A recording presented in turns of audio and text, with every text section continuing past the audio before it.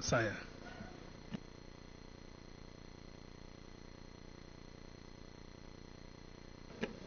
Merci beaucoup, Monsieur le Président. Chers collègues, bonjour. La première question que je voudrais poser est celle-ci. Est-ce que c'est le Parlement, notre Parlement, qui a demandé à ces deux organisations, parce que le Parlement a vu qu'il y avait un besoin et leur a dit « venez exposer devant les députés » ou est-ce que ce sont ces deux organisations qui ont demandé à être invitées pour venir ici? Je veux savoir quel est le lien entre le Parlement de la CEDEAO et ces deux organisations. Est-ce qu'il y a un contrat? Est-ce qu'il y a un accord pour savoir qu'est-ce qui justifie leur présence ici? Bien sûr, tous ceux qui sont doués de raison ici savent que je n'ai rien contre monsieur l'ambassadeur et l'autre docteur. Je n'ai absolument rien contre eux. Je suis même gêné, très gêné, d'avoir à parler ici, d'avoir à dire ce que je vais dire devant eux. Parce que les choses que je veux dire, j'aurais dû les dire en leur absence. Je suis gêné et je vous dirai tout à l'heure pourquoi je suis gêné de cette séance, de ma présence ici, en la présence des deux organisations.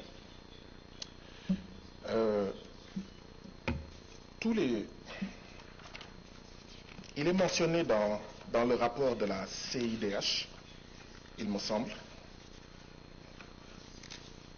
Il est mentionné dans le rapport de la CIDH des régimes autoritaires qui dominent et répriment les contestations de leurs citoyens. Ces gouvernements répressifs violent les droits fondamentaux de leurs citoyens, ce qui entraîne une instabilité et des troubles permanents dans la région. Mais tous les jours, là, c'est ce que certains d'entre nous disent ici, en citant nommément des pays. A-t-on besoin de leur présence pour dire ça?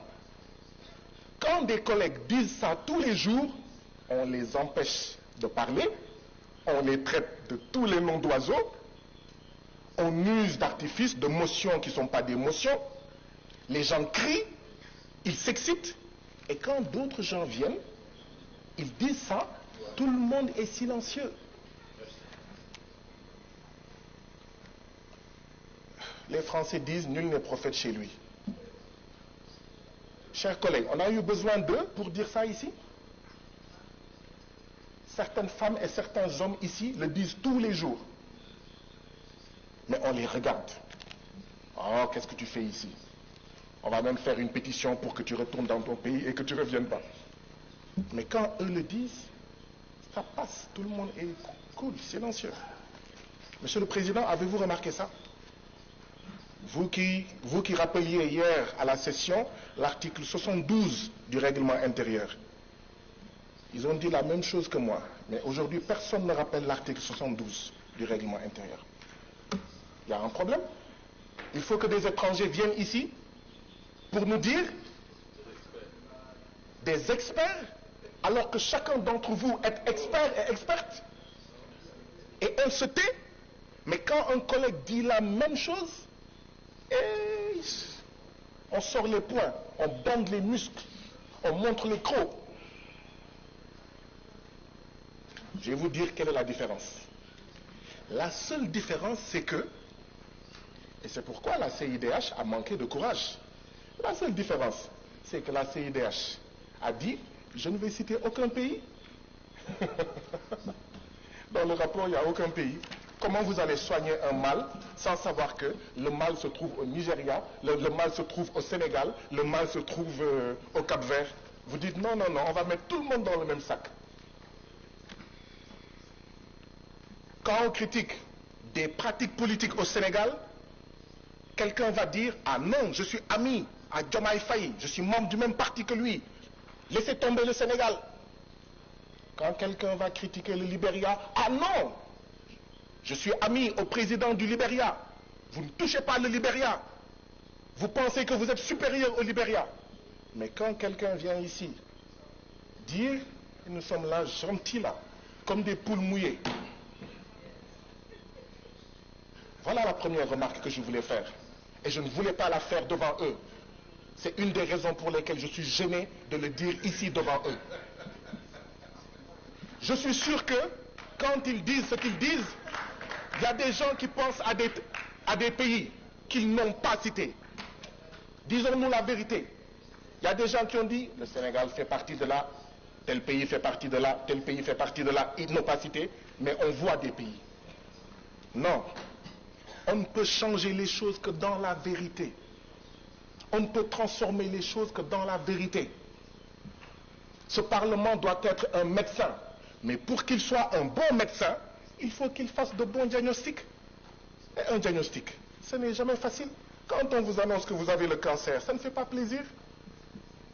Quand on vous annonce que vous avez la leucémie, ça ne fait pas plaisir. Quand on vous annonce que vous avez le VIH, ça ne peut pas faire plaisir. Mais il faut vous le dire pour que vous preniez conscience que voilà le remède que vous voulez prendre, que vous devez prendre si vous voulez guérir. Mais ici, non, je suis désolé. Hier, Monsieur le Président, vous n'avez pas été bon avec moi. Aujourd'hui, vous êtes en train de faire la même chose. Je suis désolé. Vous pouvez m'imposer cela. Non, mais j'ai remarqué depuis hier, c'est la deuxième fois que vous êtes président dans cette session. Je suis le seul à qui vous faites ça. Je suis le seul à qui vous faites ça. Vous lisez vous donnez des motions qui ne sont pas des motions. Vous rappelez des articles qui n'ont rien à voir avec moi. Si vous m'imposez de m'asseoir, je vais m'asseoir. Mais je tiens à dire devant toute la plénière, je suis le seul à qui? Je suis le seul que vous traitez comme ça. Pourquoi je suis gêné? Parce qu'on a une organisation dont la capitale se trouve à Washington, qui vient nous parler, nous.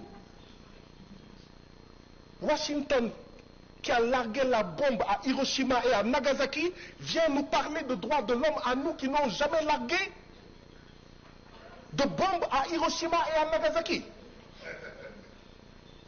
Une organisation dont la capitale se trouve à Washington, les États-Unis, dont le développement est basé sur le génocide des Indiens et l'esclavage des Noirs, cette organisation-là vient nous parler de droits de l'homme. C'est pour ça que je demande que le Parlement de la CEDEAO nous explique quel est l'accord qu'ils ont avec ces organisations.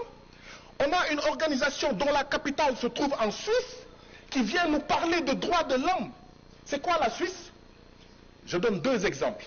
La Suisse, c'est là où certains de nos dirigeants qui ont volé l'argent du peuple, qui fait qu'on n'a pas de santé, on n'a pas d'éducation, ont caché dans leur banque notre argent.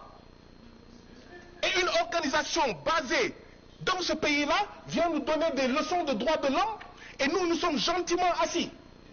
La Suisse, c'est le pays où se trouve la société Nestlé qui fait du Nido et du Cerelac avec des taux de sucre supérieurs dans nos pays, avec des taux de sucre faibles au Royaume-Uni et en Allemagne.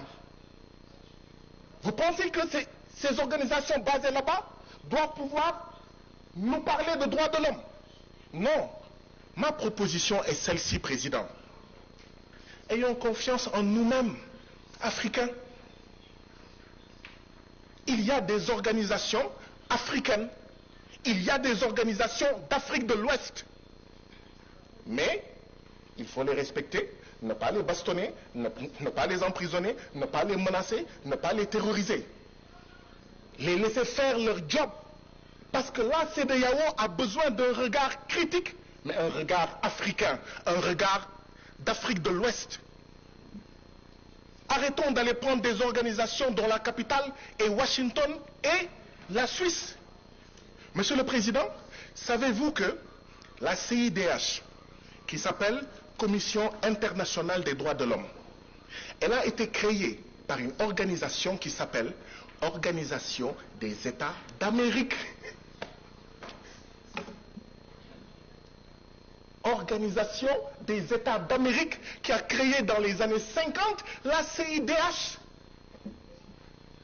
Nous, on ne prend pas une organisation créée par l'OUA, une organisation créée par la CEDEAO, mais on la laisse libre, hein?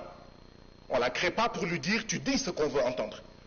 On va chercher une organisation créée par l'Organisation des États d'Amérique. C'est pour ça qu'elle a son siège à Washington.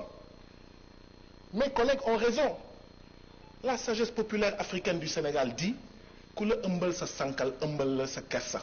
Ça signifie qui paye commande. Ceux qui veulent savoir qui paye là, qui sponsorise là, ce sont des États qui financent l'organisation basée en Suisse et l'organisation basée à Washington, qui veulent nous imposer une manière de voir, quand bien même parfois cette manière de voir peut être juste. Mais on n'a pas besoin d'un grand frère blanc basé à Washington et à Genève pour savoir la vérité. Nous n'en avons pas besoin. Je vais conclure, comme vous insistez. Je vais conclure, comme vous insistez. En 1236, ici en Afrique, il y a eu des Africains en Afrique de l'Ouest qui ont publié la charte de Kurunkanfuga.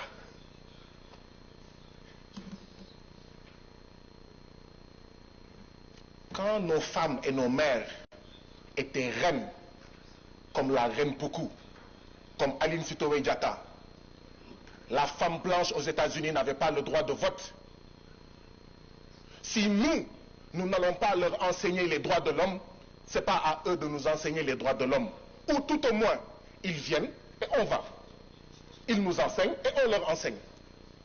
Il faut faire attention à la colonialité du discours.